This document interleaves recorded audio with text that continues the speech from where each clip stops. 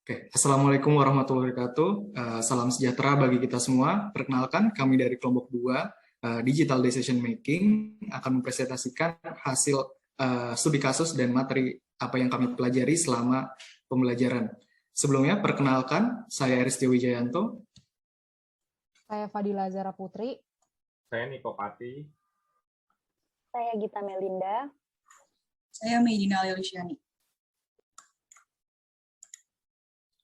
Sebelumnya, apa itu digital decision making? Digital decision making atau pengambilan keputusan adalah suatu proses pemikiran dalam pemilihan beberapa alternatif atau kemungkinan yang paling sesuai dengan nilai atau tujuan individu untuk mendapatkan hasil atau solusi mengenai prediksi ke depan. Di mana digital decision making ada beberapa pendekatan, yaitu intuitive decision making dan rational decision making. Di mana ketika unknown, time pressure, dan uncertainty yang kita hadapin semakin besar, lebih baik kita menggunakan intuitive decision making. Sebaliknya, ketika unknown, time pressure, dan uncertainty yang relatif sedikit, kita sebaiknya menggunakan rational decision making.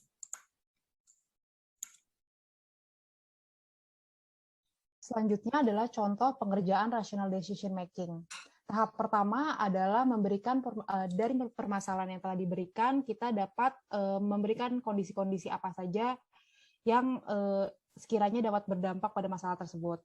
Kemudian dilakukan voting untuk menentukan prioritas problem. Dari prioritas problem yang telah dipilih, maka dapat dilakukan reframing. Reframing problem dijadikan dasar sebagai menentukan solusi. Prioritas solusi yang telah dipilih kemudian dijadikan dasar untuk menentukan potential problem dan mitigation. Selanjutnya, mitigasi dikategorikan berdasarkan impact dan effort-nya. Disarankan untuk memfokuskan pada hal-hal yang mempunyai high impact dan low effort. Dari tahapan yang telah dilakukan, kesimpulan yang didapat berupa decision, potential problem, dan juga mitigasi. Selanjutnya, setelah melakukan decision making, maka kita juga harus mengetahui terkait goal dan kriteria. Komponen goal dan kriteria sendiri ada objektif, key results, dan KPI. Objektif merupakan hal-hal apa yang ingin dicapai, key result merupakan ciri-ciri tercapainya tujuan, KPI merupakan tercapainya kinerja, biasanya digambarkan dalam bentuk proses. Selanjutnya, kita akan mengenal yang namanya metode analytical hierarchy process, atau biasa disebut dengan AHP. AHP ini adalah metode untuk memecahkan suatu situasi yang kompleks, yang terdiri dari multiple choice, diubah ke dalam beberapa komponen dalam susunan hierarki, yang memberi nilai subjektif tentang pentingnya setiap variabel secara relatif. Jadi di sini para decision menentukan variabel mana yang dianggap penting secara subjektif, dan menetapkan variabel yang memiliki prioritas paling tinggi untuk mempengaruhi hasil situasi. Dalam studi case penerapan AHP, nanti kita akan melakukan brainstorming, kemudian kita membuat prioritas, kemudian kita membuat kriteria yang kita tentukan bersama, kemudian kita melakukan vote, dan terakhir kita menggunakan software. Ini bisa berupa software online seperti halnya 123ahp.com atau isi AHP. Setelah dari kriteria ini ditentukan alternatif mana yang akan kita ambil, sehingga alternatif itu menjadi keputusan mutlak yang kita pilih bersama-sama. Next. Baiklah, selanjutnya yaitu di skenario planning. Skenario planning yaitu perencanaan strategis untuk mencapai tujuan yang lebih jelas.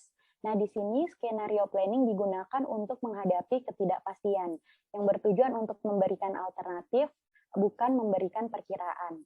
Nah, skenario ini dapat menjadi dasar dalam penentuan strategi. Next. Nah, di skenario planning ini terdapat dua driving force. Yang pertama yaitu digital culture, yang kedua yaitu cybercrime. Nah, pada skenario planning ini ada 4 kuadran, yaitu di kuadran pertama ada keamanan data nasabah terancam, lalu nasabah cenderung selektif memilih produk digital perbankan, dan nasabah beralih ke kompetitor yang memiliki infrastruktur anti cyber. Lalu di kuadran kedua, konsumen lebih memilih produk fintech untuk pembayaran, lending, dan investasi. Lalu inovasi fintech sangat cepat. Di kuadran ketiga, ada jumlah kantor cabang kompetitor yang meningkat dan konsumen menginvestasikan dananya dalam bentuk produk konvensional. Lalu di kuadran keempat, ada konsumen lebih memilih bank sebagai jasa keuangan, namun jenis volume transaksi cenderung monoton, dan kompetitor berinovasi pada produk keuangan konvensional.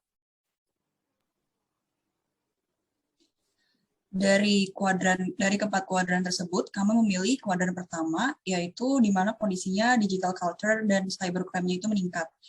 Berikut ini merupakan strategi yang dapat diterapkan untuk kondisi tersebut. Yang pertama adalah merekrut dan membangun SDM yang ahli di bidang IT, dan yang kedua bekerja sama dengan pihak ketiga untuk membangun infrastruktur anti-cyber. Yang ketiga, memberikan informasi atau iklan di sosial media tentang komitmen BNI menjaga data nasabah. Yang terakhir adalah merancang dan mengembangkan produk yang sesuai kebutuhan nasabah dilengkapi dengan self-recognition service, misalnya biometric validation. Sekian presentasi dari kelompok kami, kurang lebihnya mohon dimaafkan. Terima kasih.